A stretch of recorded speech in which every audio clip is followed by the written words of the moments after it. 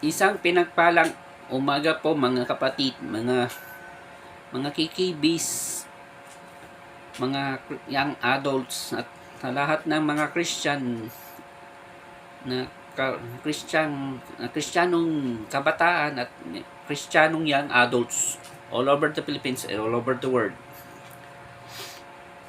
At huwag niyo po kakalimutan na mag-subscribe po kayo sa aking YouTube channel para doon niyo mapanood ang mga previous episodes at huwag niyo kalimutan i-like at i-share niyo po ang aking mga previous episodes sa aking pagtuturo nung nakarang linggo. At ganoon din at i-like at i-follow niyo po ko sa aking TikTok account para doon niyo po i-like at i-share nyo rin ang aking mga previous episodes sa nakaraang linggo. Ang ating pag-uusapan sa umagang ito na tungkol sa lahat na kay mga kikibis and mga Kristiyano kabataan at young adults.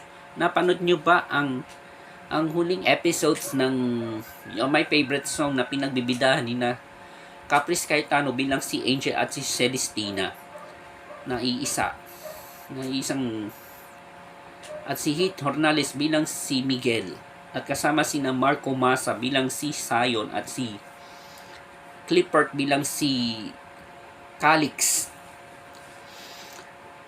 Sa ating umpisahin ko po na mapaparot natin siya sa mga di pa nakapanood. Meron na po sa YouTube channel ang via GMA Public Affairs channel. Para doon nyo hanapin ang mga episodes na hindi nyo na napapanood ang My Favorite Song mula umpisa hanggang sa huling linggo ng sa nasasabing teleserye o programa. Kaya bibilisan ko po para hindi tayo babagal. Yan ang tama sinabi ni Pastor Joey Crisostomo na bibilisan ko po para hindi po ako babagal.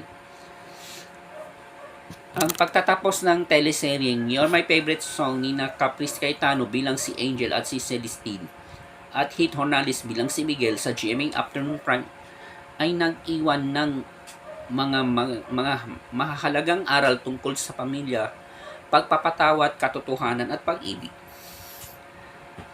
Narito ang conclusion, mga gintong aral o lesson learned at mga bersikulo sa Biblia na naglalarawan sa naging takbo ng kanilang mga huling episodes ng nakaraang linggo. Number 1, pagwawakas ng kasamaan at pagsuko o conclusion.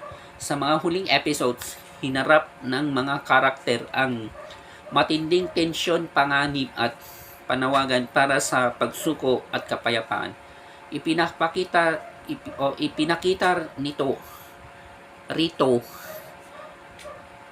na walang lihim o kasamaan na nagtatagumpay sa huli at palaging may pagkakataon magbago ang isang tao habang may oras pa.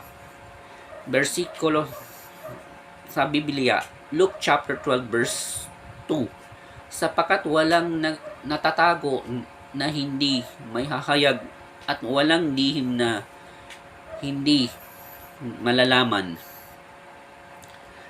Lesson learned o aral, ang hustisya at katotohanan ay laging mananaig.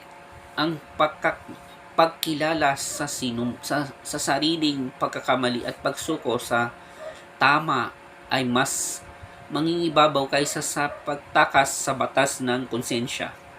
Number 2, pagpapanumbalik ng pamilya at pagpapatawad. Ang kwento ni Miguel na nagtatago mula sa kanyang mahigpit na ama at ang tema ng isang amang umaawit para sa nawawalan anak ay nagpapakita ng bigat at lalim ng pagmamahal ng magulang. Sa pagtatapos, ang pagpapakumbaba at pagpapatawad sa loob ng pamilya ang siyang naghilom sa kanyang mga sugat. Colossians chapter 3 verse 13. Magtiis kayo sa isa't isa at magpatawan kayo. Kung ang sinuman ay may reklamo laban sa kaninuman, kung paanong pinatawad kayo ng Panginoon ay ganun din naman ang gawin nyo. Lesson learned o aral dito sa pangalawa. Ang pamilya ay hindi perfecto, ngunit ang tunay na pagmamahal na ay natututong magpatawad at tumanggap ng kahinaan ng bawat isa. Ang musika at pag-ibig ay muling nagbubuklod sa mga pusong nagkahiwalay. At huli, pagtatanggol sa kapwa at tunay na pagkakaibigan. Ipinapakita sa serye ang katapangan ni Angel sa pagtayo laban sa pang-aapi or bullying sa Brighton Bay Academy upang protektahan ang iba. Ang pagtatapos ng kwento ay nagpatunay na ang tunay na lakas ay ginagamit para sa kabutihan at pagtatanggol sa naapi. Galatians chapter 6 verse 9. At huwag tayong mapagod sa paggawa ng mabuti sapagkat sa takdang panahon ay mang-aani tayo kung hindi manghihina. Lesson learned o aral, huwag matakot na ipaglaban ang tama, ang pagtulong at pagmamalasakit sa kapwa ng walang hinihintay na kapalit ay nag-iiwan ng magandang marka at nagdadala ng tunay na kapayapaan.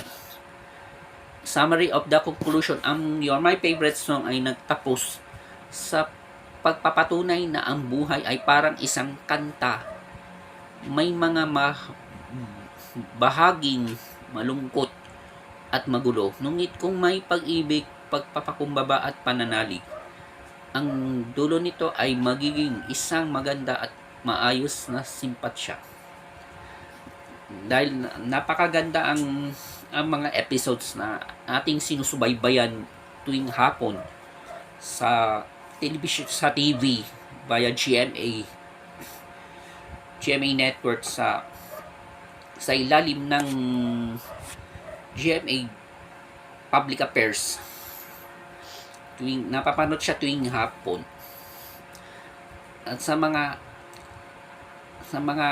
gusto mo pang mapanood ay mapapanood pa rin sa YouTube channel via GMA Public Affairs channel. Ng mga namimiss na buong episodes ng You're My Favorite Song ay tsak na kikiligin kayo ng nina Angel at Miguel na ginampanan nila Caprice at Hit. Sa mga hindi pa nakapanood ng buong episodes or huling linggong na mga 4 na episodes ng nasasabing teleserye ay mapapanood nyo na po sa YouTube channel via GMA Public Affairs channel para mamimiss nyo ang buong episodes ng You're My Favorite Song. Sa muli po mga kapatid, isang pinagpalang umaga po mga kapatid, mga kikibis at mga young adults at lahat ng mga Kristiyanong kabataan at young adults all over the Philippines and all over the world. Good morning po and blessed Sunday po sa inyong lahat at magkita-kita tayo sa ating gawain or worship service sa ating church ngayong Sunday. Ingat po and God bless us po.